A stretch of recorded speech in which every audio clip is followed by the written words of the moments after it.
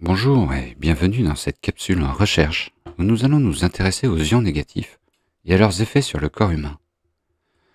Alors commençons par ce livre fourni par la Librairie nationale de médecine des États-Unis, Biologie moléculaire de la cellule, 4e édition, 2002. Nous apprenons que les cellules peuvent discuter entre elles grâce à la formation d'un canal ionique. Et chaque cellule contribue à la formation de ce canal. Un peu comme si elles s'embrassaient. Alors pourquoi canal ionique? C'est parce que ce sont des protéines qui transportent des ions. Et ces canaux sont peu permissifs par rapport à ceux des bactéries, mitochondries ou chloroplastes qui ont des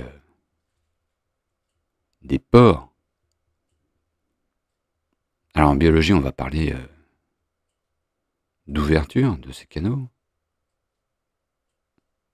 On peut faire le parallèle en informatique avec des connexions entre machines distantes. Et donc là, nous apprenons que 100 millions d'ions peuvent passer dans un canal ouvert à chaque seconde. 100 millions d'ions peuvent passer à travers un canal ouvert à chaque seconde. Je le répète, histoire de comprendre que les communications entre cellules sont d'une rapidité avec un manifeste volume d'informations assez impressionnant. Alors, nous nous intéresserons dans une autre capsule à ce que l'on appelle les biophotons, qui peuvent avoir des caractéristiques aussi intéressantes. Mais restons focalisés ici sur les ions négatifs. Et je dis ions négatifs, ce sera quelque chose qui nous intéressera plus particulièrement, mais il y a aussi des ions positifs. Et l'on apprend donc que les fonctions cellulaires s'appuient sur ces canaux. Et si l'on prend par exemple les cellules nerveuses, les neurones, utilisent ces canaux ioniques pour recevoir, acheminer et transmettre les signaux. Alors on nous montre ici un canal ionique typique, fermé et ouvert. Et on nous dit que différents stimuli, c'est-à-dire différentes actions ou événements qui pourraient ouvrir ces canaux ioniques. Et il y a plus de 100 types de canaux ioniques qui ont été décrits jusqu'à maintenant, avec d'autres qui sont ajoutés à la liste au fur et à mesure. Et alors, ils sont responsables de l'excitation électrique des cellules des muscles et la plupart des formes de signaux électriques dans le système nerveux sont affectés par ces canaux ioniques. Typiquement, un neurone pourrait avoir 10 sortes d'ions Channel de canaux ioniques différents. Et l'on retrouve ces canaux ioniques non seulement dans les cellules qui peuvent s'exciter électriquement, mais aussi dans toutes les autres cellules et dans les animaux, les plantes et les micro-organismes. Alors on note l'ajout du micro-organisme, qui sont des éléments qui nous intéressent particulièrement sur cette chaîne. Alors, en résumé, on nous dit que ces canaux ioniques permettent le transport des ions à un taux, une vitesse 1000 fois plus élevée que ce qu'on peut connaître comme moyen de transport dans le corps, et de manière générale chimique. On va essayer de faire un parallèle, c'est comme si normalement les ions se promenaient sur une départementale et tout d'un coup on leur met une autoroute. Ça va beaucoup plus vite. Et pour terminer, les canons ioniques travaillent ensemble de manière complexe pour contrôler le comportement des cellules qui peuvent être excitées électriquement. Donc un neurone va recevoir des milliers d'informations, activant ou désactivant, combinant des informations temporelles et spatiales pour produire un potentiel postsynaptique dans le corps de la cellule. Ce qui pourrait amener à penser deux choses. La première, c'est que le spectacle, si on pouvait le voir, de ces échanges électriques doit être absolument incroyable. Et la deuxième chose, c'est qu'il y a beaucoup de choses à comprendre dans ce domaine, étant donné que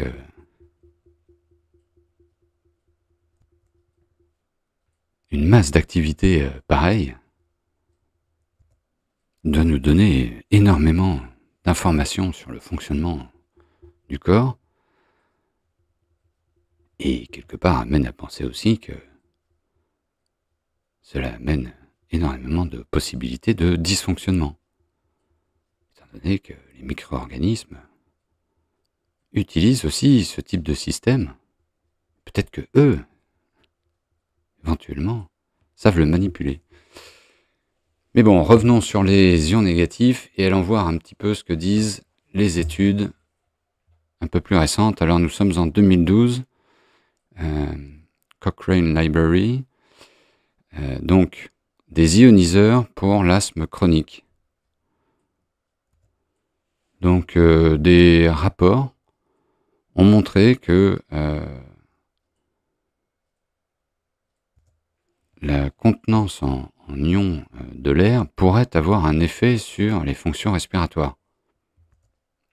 Mais les résultats provenant d'études qui testent l'efficacité de ces ioniseurs d'air pour réduire les symptômes de l'asthme sont souvent sans conclusion et leur utilisation comme traitement pour l'asthme reste à débattre. Et en conclusion, l'auteur nous dit qu'il n'y a pas de recommandations à donner dans ce domaine-là. Ils n'ont pas constaté de réduction de symptômes. Et donc, depuis 1993, il n'y a pas vraiment de données qui permet de dire que les ioniseurs pourraient être utiles dans ce cas-là. On pourrait peut-être faire d'autres études quand même. Alors, en 2013, donc nous sommes dans le Journal of Negative Results in Biomedicine. Ça existe. Il est important de savoir aussi quand il y a une impasse. Et donc ici, les ions dans l'air et les fonctions respiratoires. Donc une revue. Et donc les auteurs nous disent, d'une perspective physique ou mécanique, il n'y a pas de base pour suspecter que les charges électriques, c'est-à-dire d'avoir des ions dans l'air, pourraient avoir des effets bénéfiques ou délétères sur les fonctions respiratoires. Cependant, il y a beaucoup de littérature scientifique sur 80 ans qui affirme que s'exposer aux ions de l'air, cela a un effet sur le système respiratoire et cela a d'autres effets biologiques. Et alors, conclusion de l'auteur, des auteurs, contrairement à de nombreuses études, il n'y a pas vraiment de support, de raison claire pour exprimer un rôle bénéfique de cette exposition aux ions négatifs sur les fonctions respiratoires ou sur l'allègement des symptômes de l'asthme. On confirme l'étude précédente. Voilà. Sur les fonctions respiratoires, pas spécialement d'effet. Alors une autre étude de 2013 du côté psychiatrie, lésions de l'air et les effets sur l'humeur. Donc une revue et une méta-analysis. Et donc là, les auteurs nous disent aussi que depuis 80 ans, on nous parle d'effets psychologiques des ions dans l'air. Et donc, ils s'y intéressent et essaient de voir s'il y a un effet sur l'humeur et l'état émotionnel. Et alors, en conclusion, les auteurs nous disent, bon, pas d'influence consistante sur l'ionisation positive ou négative de l'air, sur l'anxiété, l'humeur, la relaxation, le sommeil, le confort personnel, pas spécialement d'influence. Par contre, ça a été associé quand même à une dépression plus basse, particulièrement à des niveaux d'exposition élevés. Des recherches supplémentaires sont nécessaires. Et alors, dans la conclusion, on nous dit que quand on dépasse le 10 puissance 6 ions par centimètre cube, et on ira voir un petit peu plus en détail ce que signifie ce chiffre, mais on est à 2,7 millions d'ions par centimètre cube d'air. Et là, on voit qu'il y a un effet sur la dépression. Voilà, donc on note, et ça a l'air d'avoir un lien avec la sérotonine. Alors, étude suivante, International Journal of Molecular Science, 2018, les ions négatifs de l'air et leur effet sur la santé humaine et l'amélioration de la qualité de l'air. Alors, on va passer un petit peu plus de temps sur cette étude-là, parce qu'on va voir un petit peu plus de détails sur ce qu'on appelle les ions négatifs. Alors, ceux-ci ont été découverts il y a plus de 100 ans et se sont très utilisés pour nettoyer l'air. Alors, ils sont crédités d'effets améliorant la santé psychologique, la productivité, le bien-être de manière générale, mais sans preuve consistante ou fiable en termes d'effets thérapeutiques. Et avec des controverses du côté anti-micro-organismes. Des rapports ont montré que ces ions négatifs dans l'air pourraient aider les gens pour améliorer les symptômes des allergies à la poussière, à la moisissure et autres allergènes. Alors là, on n'est plus sur l'asthme, mais on n'en est pas loin, notamment avec les particulate matter, donc les particules fines. Et il semblerait que 20 à 40% des asthmes soient liés aux particules fines. Il y a une capsule sur cette chaîne qui parle de l'asthme, qui fait le lien avec un champignon nommé, un micro-champignon nommé Aspergillus. Et il est intéressant de voir que ici on revient sur le sujet des affections respiratoires. Et donc ces ions négatifs pourraient aider à nettoyer les particules fines.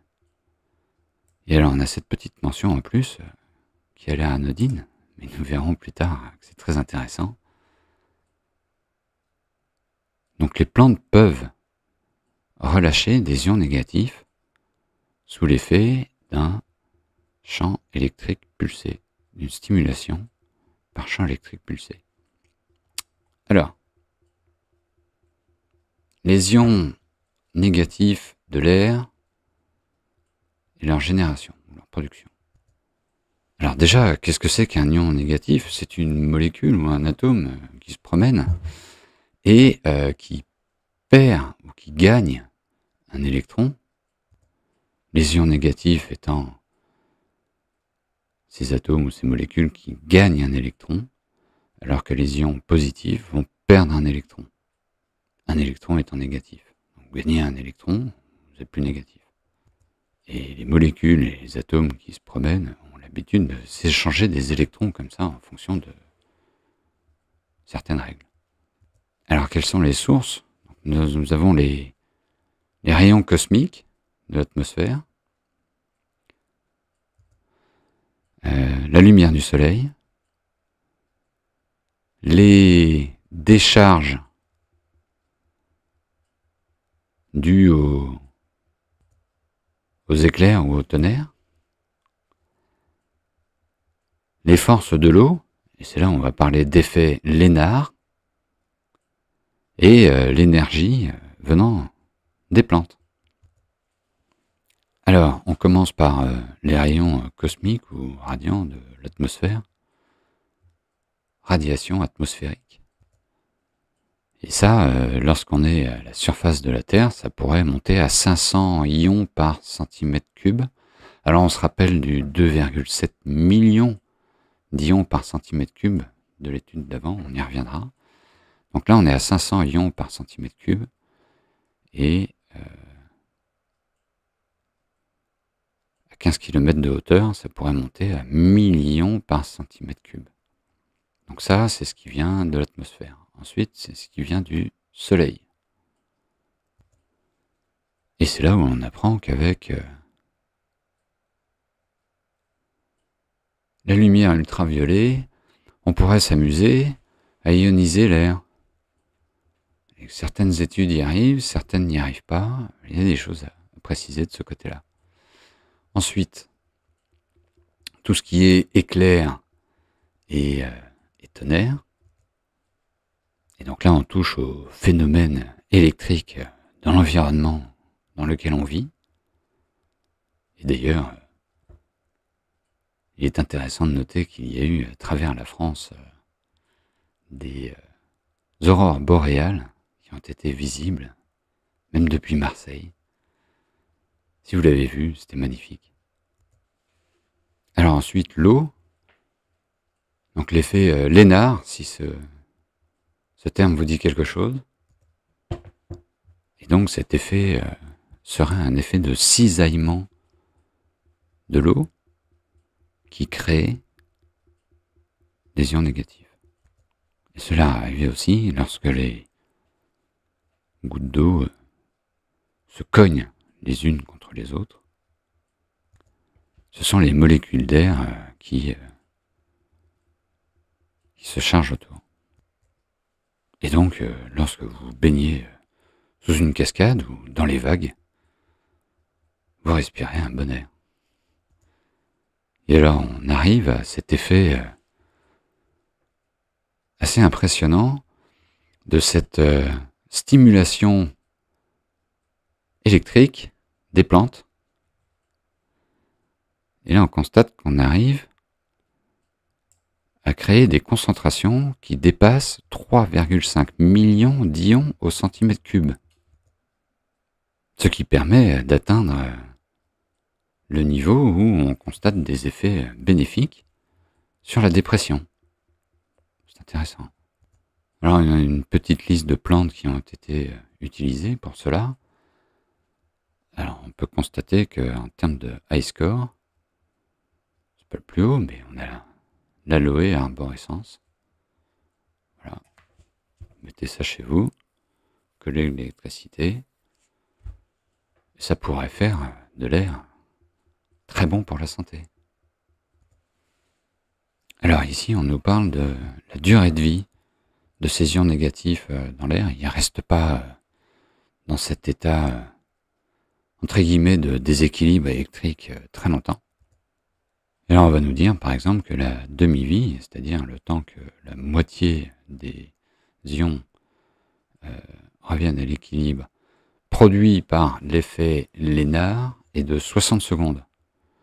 Alors que une décharge, c'est plutôt quelques secondes.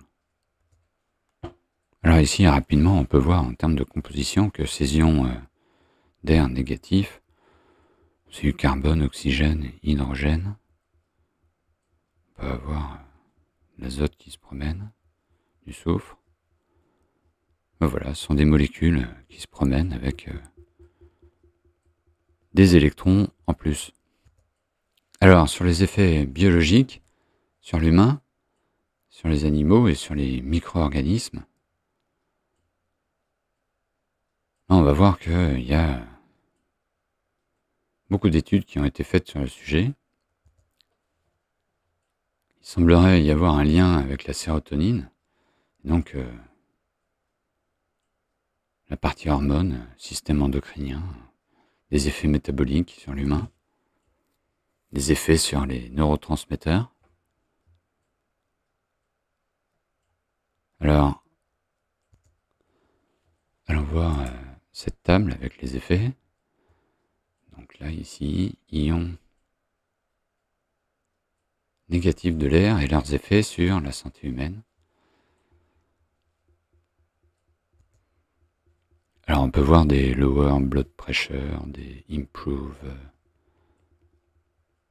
blablabla. Il y a quelque chose qui va être très intéressant ici. Alors juste avant, on peut constater qu'il y a une étude qui dit que ça baisse la pression sanguine et une autre qui dit qu'il n'y a pas d'effet. Bon. Par contre, on va voir ici cette mention. Donc Candida albicans est un micro-organisme, micro-champignon, bien connu sur cette chaîne. Et là, on constate que ces ions négatifs ont un impact significatif sur l'inhibition de la croissance de Candida albicans. Et pour ceux qui connaissent Candida albicans, c'est clairement une bonne nouvelle. Alors on peut voir aussi que ces ions négatifs ont un effet sur la laitue, qui a des feuilles plus grandes. Alors revenons sur l'étude précédente. Alors ici on va comprendre pourquoi l'effet Lénard a des ions négatifs qui durent plus longtemps. C'est tout simplement parce que ce sont des ions superoxydes. Et que ces ions sont générés par l'atmosphère ou par l'effet Lénard et sont plus stables que les autres ions. Ces ions ont aussi été détectés lorsque générés par la stimulation des plantes en utilisant cette fameuse électricité pulsée. Et alors, en conclusion de cette étude, donc les auteurs semblent impressionnés par la production de ces ions négatifs par les plantes. Ils nous en reparlent et donc nous disent ce serait bien de faire des efforts dans ce domaine-là pour bien comprendre comment cela fonctionne, parce que ça pourrait être une source de bienfaits facile à obtenir. Et alors les conclusions des chercheurs de manière générale sur les ions négatifs est de dire que ça a des bénéfices multiples sur la santé des humains, des animaux, que ça peut calmer la croissance et ou tuer certains des micro-organismes. Et cela permet d'améliorer le développement des plantes. Mais ces résultats ont, comme d'habitude, besoin de vérification. Alors, 2 études pour terminer sur le sujet. Donc les ions positifs et négatifs, leurs effets sur une bactérie, sur les bactéries gram positives et gram négatives. Oui, parce que du côté des bactéries, il y a aussi du positif, du négatif. C'est une signification. Pour les bactéries, en l'occurrence, c'est une manière de les classifier. Et donc là, on peut voir dans cette étude que l'exposition aux ions négatifs a une efficacité sensiblement rapide. Et alors, en 2023, donc nous avons les effets, donc Springer, les effets biologiques des ions négatifs sur la santé humaine. Donc en 2023, qu'est-ce qu'on nous dit? Basé sur 187 études entre 2013 et 2023. Et donc en conclusion, après les rappels sur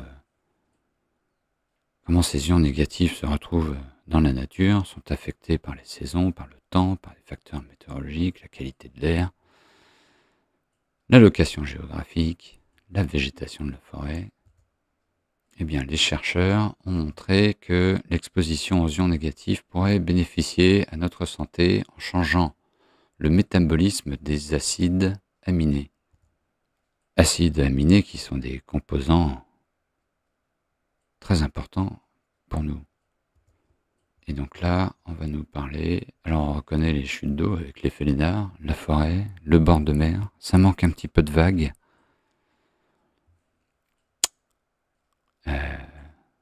Ça manque un petit peu de vagues. Mais donc un effet anti-inflammatoire, une réaction antioxydante, la promotion de la production d'énergie, et ensuite des choses que nous laisserons aux biologistes. Et alors les auteurs nous disent que ces ions négatifs sont connus comme étant les vitamines de l'air. Et alors ils sont beaucoup plus diserts sur les bénéfices sur la santé humaine, étant donné qu'on nous parle du système respiratoire, du système cardiovasculaire, des émotions, de l'apprentissage, de la mémoire, de la cognition, du cerveau, du développement du cerveau, de la reproduction, de la croissance, du développement et des effets anti-cancer. Quasiment tout là. Et donc, les auteurs nous disent que la plupart des recherches faites dans ce domaine sont relativement vieilles et que les recherches récentes sont peu nombreuses ces dernières années et il faudrait se focaliser un petit peu plus dessus. Alors voilà. Voilà pourquoi il est bon de se promener dans la forêt, au bord de la mer. Il y a un endroit qui n'a pas été cité ici, mais en haute montagne aussi, les concentrations en ions négatifs sont réputées être élevées. Et j'ai envie de dire que tout le monde sait qu'une balade de 2 ou 3 heures en forêt